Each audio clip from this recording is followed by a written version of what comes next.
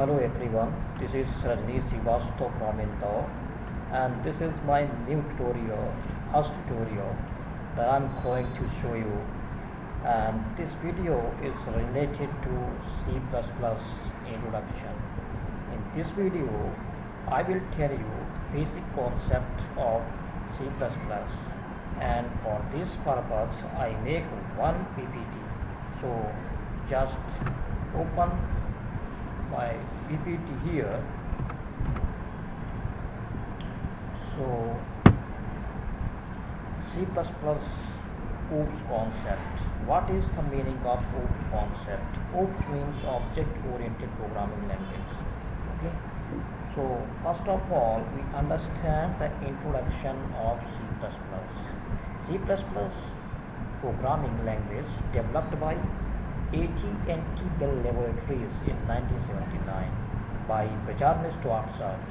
C++ is fully based on object-oriented technology, and C++ is the successor of C language. It means all the features that C have, it also included in a C++, and extra features are already added in C++.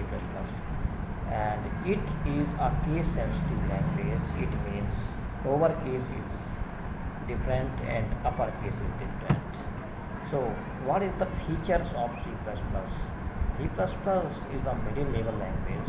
C++ supports principle of object-oriented paradigm, and C++ joins three separate programming traditions: the procedural language tradition, represented by C, and the object-oriented language tradition, represented by the class enhancement C++ added to C.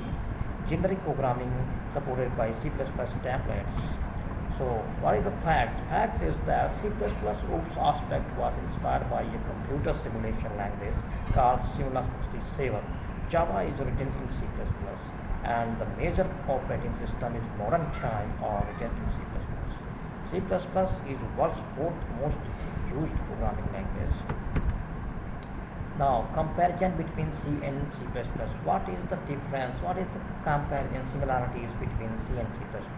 So, number one is C++ is a superset of C language. C++ programs can use existing C software libraries. C follows top-down approach of programming and another way. C++ follows bottom approach of the programming. C adopts procedural oriented programming, and C++ adopts object oriented programming. History, if I'm talking about history of C++, so the founder of C++ is the Benjamin Stuart and developed it in 1979 at AT&T Bell Laboratories. C is a classes, C with classes, 1983, right? So now I'm talking about what is OOPS. OOPS is one of the programming approach in which complex problem is divided into small parts so that each small part can easily handled by user.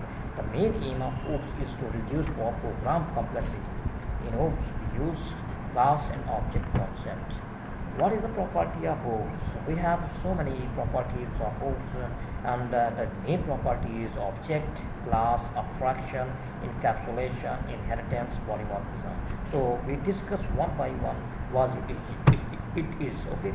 So first one is object. Object. What is object? Object are primary runtime entity in an OOPS. To use any object, to use any class, its object must be created. An object is a physical instance of any class. Object is a real-time entity which exists in environment. Syntax. What is the syntax? Class name and object name. What is the example? Telephone, book, computer, right? So this is the example. Now I'm talking about class. Class is a group of objects that share common properties and relationships, right? Class is a collection of data member and member function. Class is a user-defined data type. By default, the member of class is private. To declare a class, we use class keyword. Now, what is the syntax of class? We write class keyword and class name, access specifier, and list of data member, access file, list of member function. This is the syntax. Access specifier. Now what is access specifier? We have three access: public, private, protected. We tell for this in the next short video because this video become a lengthy. Okay, representation class. Suppose we have a class of human, then data member is name here color, and member function is and walking, talking, walking, everything. Okay, so this is the structure of programming oriented in C++. So here this is the header file, this is the class name, and this is the variable of fields, class members, and all the class. It is very easy to understand, right? Abstraction.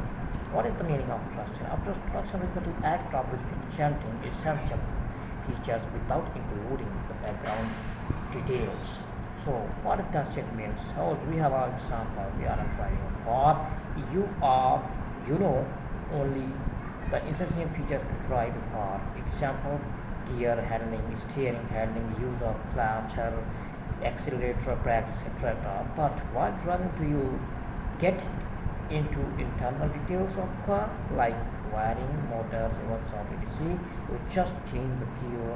What is happening inside is hidden from you, right? So this is abstraction. Now, what is encapsulation? You can see with the help of picture we have a capsule. So wrapping up data and its associated function into a single unit is known as encapsulation, for example capsule.